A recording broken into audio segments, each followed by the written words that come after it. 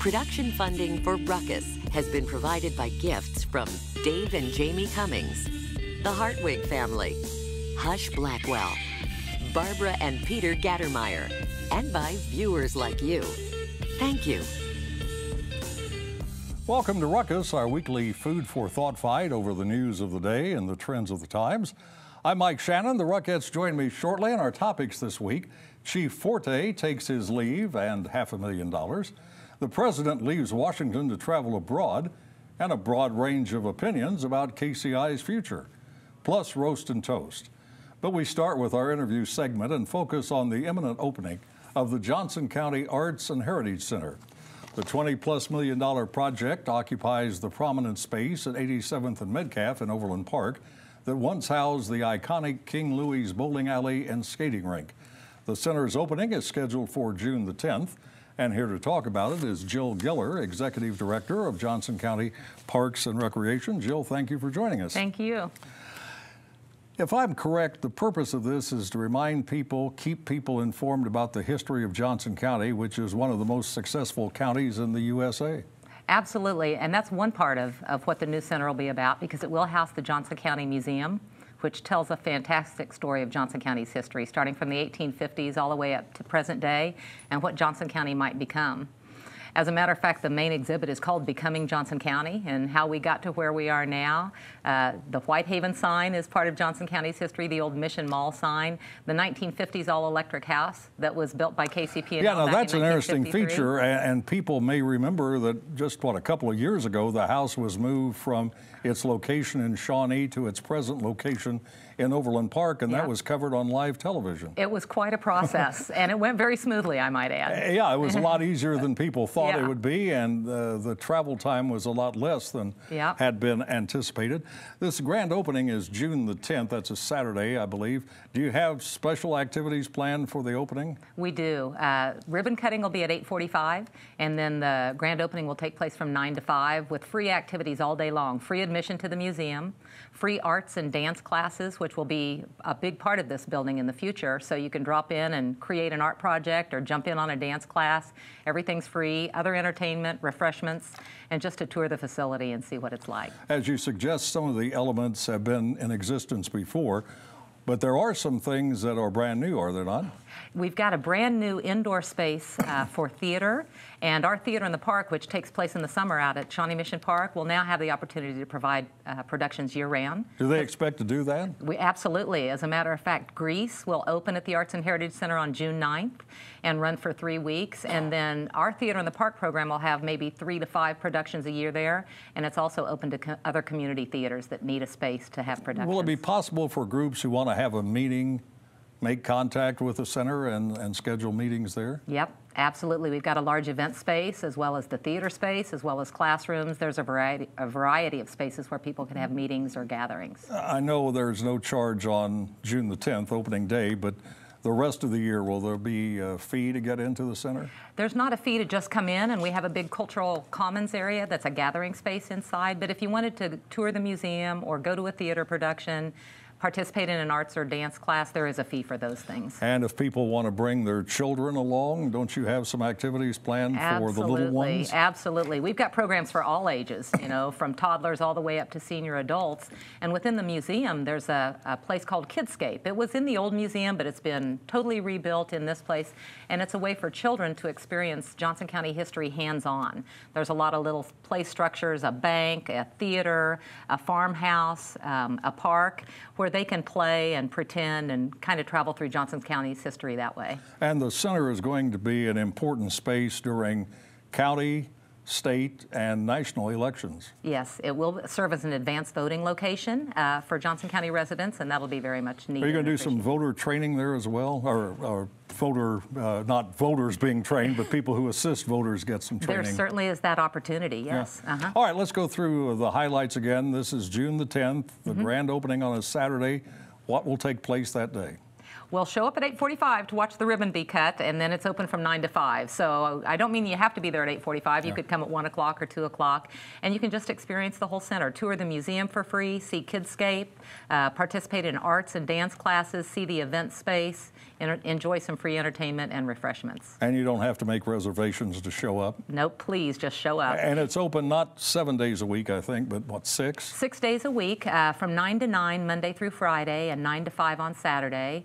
If there's a special event or a rental, someone wants to have an event on a Sunday, certainly we would be open for those things, but not to the general public. Well, I am sure people will want more information than we can provide in 5 minutes. Is there a website they can go to for Yes, data? go to jocoahc.org. All right, Jill, thank you very much for coming in. And thank you. Good luck with the project. I'm We're sure it looking will be a forward to big it. success. Thank you. That is Jill Giller. She's the Executive Director of the Johnson County Parks and Recreation Department. Now, let's meet the panel and start a ruckus. You need to have one ready. Denidre Herbert is managing editor of the Sentinel, a conservative website covering Missouri and Kansas news.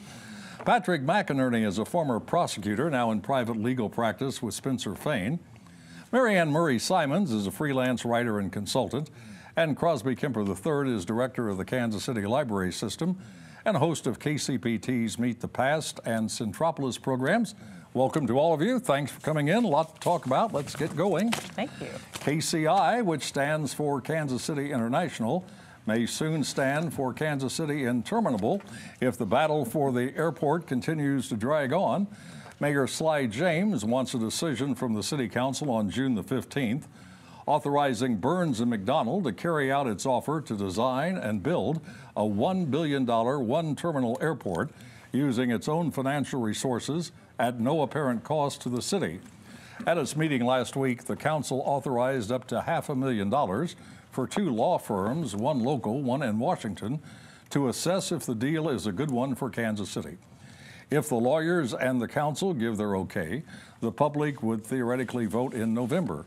So is this plan on the fast track to success, Marianne, or do you think it's likely to be derailed? Well, it's certainly been on the fast track, and we've all been hearing a lot about it. I want to give Burns and Mac credit for stepping forward with an aggressive plan that puts them and their attorneys in the driver's seat at this point.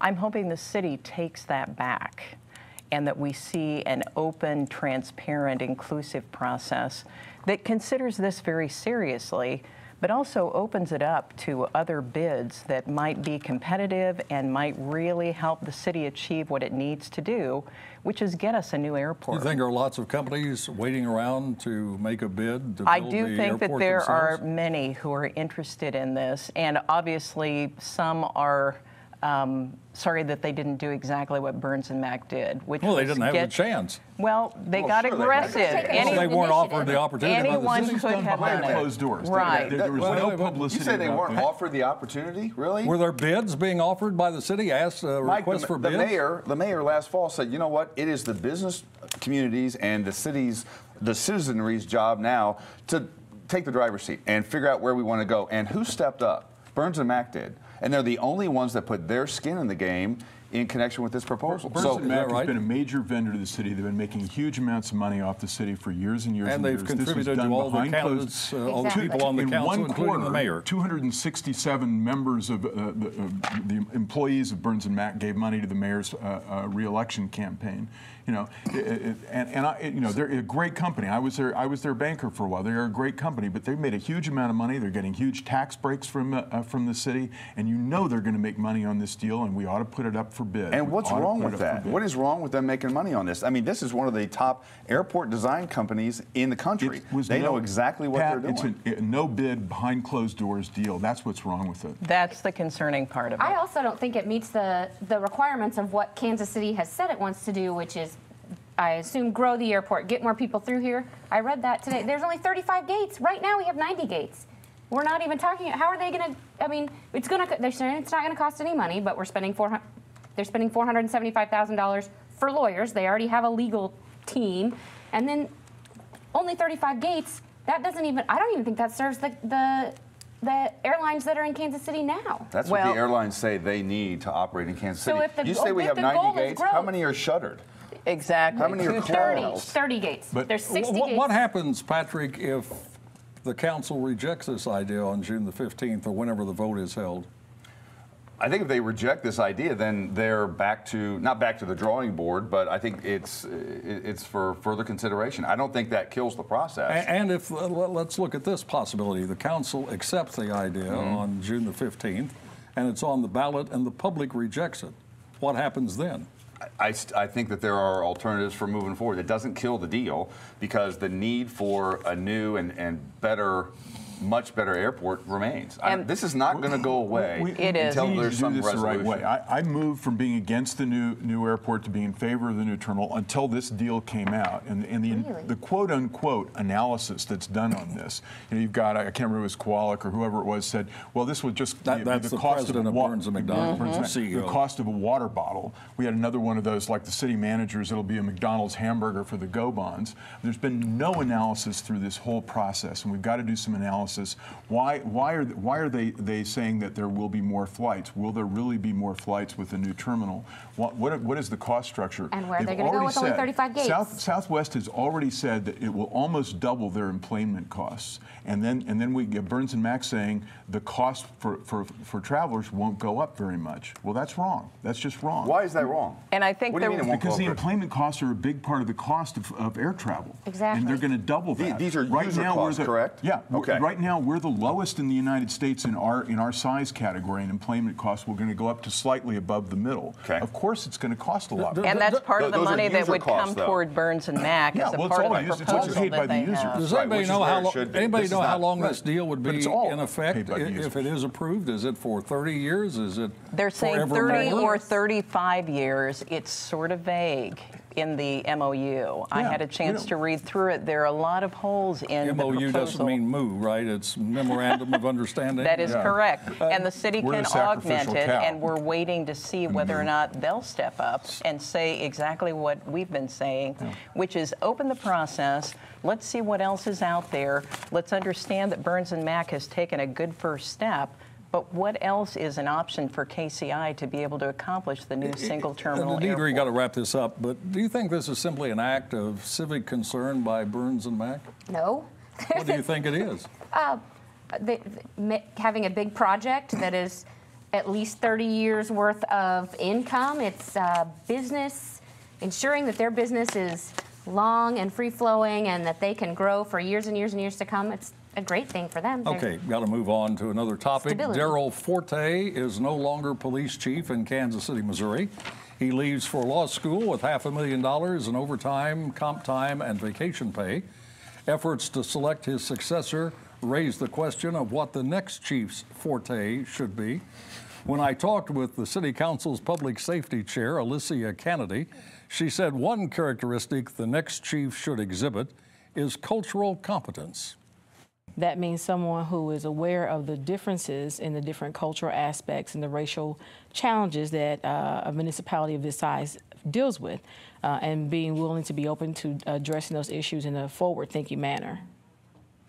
As a former police board commissioner and president, what should your successors be looking for in the next chief, Patrick? My successors, first of all, need to be completely independent on this. They need to exercise their judgment and go through the process that they've designed. And they need to get public comment and be open to that, but that has to be an independent, untampered with process. And what they need to be looking for is somebody who's going to be the face of the department, somebody who understands, I think if you're talking about priorities, force allocations, because that's a critical issue right now, how the force is deployed around the city. I think internal and external communications are critical as well. And, you know, like Councilwoman Kennedy said, it is critical that the city continue to balance and maintain those really important relationships between law enforcement and the community. There's a reason you didn't hear about Kansas City when you were hearing about Baltimore and you were hearing about Ferguson. It's because those relationships, and Darrell Forte particularly, those relationships predated all those events and were critical to Forte's success. Does the idea of cultural competence suggest that the chief ought to be an African American or a minority of some sort? No, I don't think so, because if you listen to her description, I mean, well, it was in response to a question: will there be racial and ethnic considerations? That kind of cultural competence and cultural sensitivity applies for anybody in the public sphere. I don't care if you're working in the city manager's office, if you're chief of police, if you're an assistant prosecuting attorney. I mean, that's a necessary in a city like this. Especially so for a police chief. Correct. Right? Yeah, but it doesn't mean that the police chief has to be. Crosby, should they look inside the department or go outside? It appears they're going outside with a national search firm. I think we have a big problem with community policing, and I think Daryl's shown the cultural competence. He spent a lot of time on the street. And that's been good for the city, not having a Ferguson, et cetera. But the NOVA program, the basic idea of CompStat, computer-aided policing, where you shift resources to where crime is, we haven't done that. We've said we were going to do it. We haven't done that. And we need somebody nationally who understands that. Clearly, we don't have anybody here. I also think this points up the need, which I've changed my mind on this, to have local control as well. We aren't putting the police officers on the ground. You can drive down Garfield or drive down the streets where you see over and over again. You see violent crime making the front pages of the paper, and you don't see police. That's presence. the force allocation issue. Yeah, I think you're exactly right. You're saying you prefer local control, not state local control and national. You disagree with that, don't you? Not to get into all the semantics, we have local control. The commissioners are all Kansas Cityans, and they are representative of Kansas City and the people that are being policed. And the mayor is on the board. And the mayor's on the board as well, yeah. So, local control, I think, is, it'll be an issue until it's not an issue, but right now, this system works, and this governance structure works.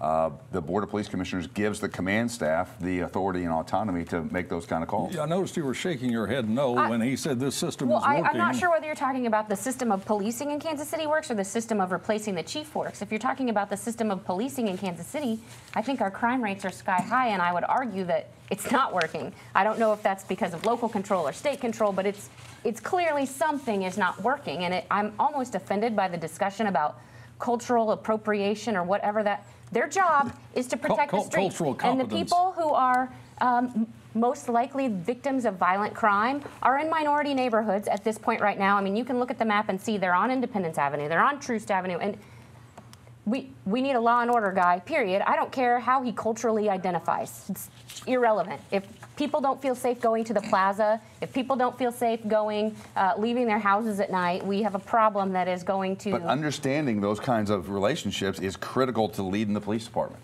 I mean, but understanding those relationships, what does that mean, though? Like everybody joining hands and singing Kumbaya? No. That means being able to have conversations in the community. Mary Ann, quit talking so much so we can go on to another topic. In a pageant-filled week, President Donald Trump was on the road for his first foreign trip. His critics hope it will also be his last. As he returns to Washington, some Democrats are already calling for impeachment, and obstruction of justice allegations are still being heard involving Trump's alleged collusion with Russian interests during the campaign. A new Harvard study shows that 80% of major media news coverage of Trump's first 100 days in the White House was negative, a view undoubtedly shared by the president. So will this trip to Saudi Arabia, Israel, the Vatican, and beyond have an impact, good or bad, on how the media and the public view the 45th president? We start with Denidre. Well, first of all, I think there's a difference between how the media views the president and how the public views the president. The media clearly has it out for this president. That Harvard study didn't only find that 80% of the coverage of President Trump has been negative, it also found that they're covering him 41% more than they covered the last president and the president before that in his first 100 days. So the media is feeding the people a steady diet of Trump is horrible, awful, and absolutely nothing he does is right. And I think the people are starting to turn off the televisions. I think they're two different things, what the people think and what the media thinks. The reason it was 80% negative was because at least 80% of what he did was negative. Yeah, I mean, it was so much. But that is 100% there was so much drama in the first 90, 100 days of this administration. I mean, literally enough to fill an entire term of another All president. you have to do is follow his Twitter account, and that is fodder for every story that is coming out through the media. And I was so disappointed when I saw that Harvard study that they didn't take it to the step of what was the coverage about, what were the issues that were addressed. What were it was the not issues that negative were addressed about that the deserved individual. that It much was time? negative about I'm the being issues that sincere. were Some of them covered. deserve plenty of time, but some of them. Interference by a foreign government in our Insane. presidential election. That's an allegation. That is an Absolutely. allegation, and But it it needs should more be. Right, time. I want to pose that same question to Crosby. Will this trip abroad for the president have any impact on how he's going to be viewed by public or media? He did pretty well in the Middle East. No clowns came out of the clown car. And it looks pretty good. The real story is actually being told today. He's meeting with NATO, he's meeting with the European Union, and there's a big question about what he's going to say about NATO, whether he endorses Article 5, which is mutual defense, what he says, if he says anything about the Baltic states, where the Russians are doing, on the border of the Baltic states, doing maneuvers, et cetera. So I think it's an open question. He's done pretty well so far. He's looked relatively presidential, parted the Red Sea, if I remember correctly. For the second time. For the second time, yeah. I think he's okay. But I think in terms of the general attitude of the media, I mean, this has been the clown car presidency up to this Mary point. Ann, I would assume from your earlier comments that you're not really a fan of the president, but do you think it's perhaps too early for people like Congressman Maxine Waters to be calling for impeachment, realizing it's unlikely a Republican Congress or Republican House is going to start impeachment proceedings immediately against a Republican president? It's due process. You have to let the process work itself out. But it is important that we look at it through the special prosecutor, we look at it through congressional hearings, and we don't just try and deep six it the way the White House has tried to do to this point. So I'm not negative about the president. I'm negative about the way the United States is perceived in the world right now. And I agree with Crosby. I think we made some headway toward recovering that in certain pockets, Israel in particular, in the visits that have recently taken place. But when I see coverage of the president going toward the Pope talking about whether or not Melania is feeding him Povita because he's a little bit rotund, being the major part of the coverage that comes out of the conversation between the Pope and the president, I find that a little concerning. Patrick, do you think Trump has blundered too much at this point to ever redeem his presidency? Yeah, I don't think it's a matter of missteps in the early days of an administration. I mean, I think that what we saw on the campaign trail is what we have in the White House now. And he's been remarkably consistent, believe it or not, as between the way he was as a candidate and the way he is as a president. I mean, he was given to, you know, kind of crazy offbeat statements during the campaign and a lot of hyperbole and, you know, misrepresentations, and that's just continued. I mean, there's a lot of drama, and that's the way he's built. So these aren't really missteps. I think we can expect 4 years of this. Is it too late to get health care and tax reform done in this year? I know that was In this year? this until the end of 2017. Yes, yes. Just the other day, they're working on their budget right now and their tax plan, and literally the second, I don't even think it's in congressmen's hands yet, and Republican congressmen are saying, well, we just need to raise the debt ceiling and then work on this later. Like, they're not even, I don't even think they're cracking it open, so I feel like it's a lot. Well, that's going to be all the oxygen has been sucked out of the room. I mean, I don't know what we expect them to do. It's not going to help Republicans if nothing is done on tax reform, especially this year. George Will said, John Goldberg said something like this: now's the moment for Republicans to live where they've taught, which is to say Congress should do this now. Ignore the president. The presidency is not the only power in government. The Republicans in Congress should do what they need to do. But it doesn't seem like they're going to. Got to wrap it up. Going to head now to the soapbox for Roast and Toast, where the Ruckettes have 30 seconds each to cheer or smear people and events in the news, and we start with Denidre.